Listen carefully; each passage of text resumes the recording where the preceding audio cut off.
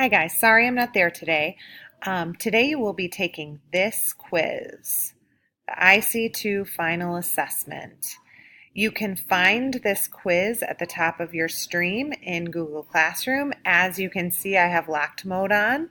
You will see the actual quiz when you open it, but open it and complete it. If you close it, you won't be able to access the quiz again, and you'll have to take a paper copy. While taking the quiz, you need to be absolutely silent. If you're not, Mr. Stewart is going to let me know, and you'll have to come in and take the quiz at another time with me. Please, please, please be kind to Mr. Stewart, our guest teacher. It's extremely important to me. You know that, so treat him like a guest. Be very polite to him. While you're taking the quiz, you can use any resources that you can use silently. You can use the scientific principles up on the board. You can use your book.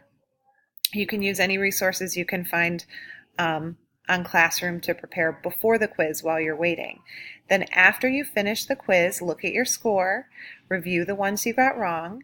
You should have an 18 out of 22 to be proficient.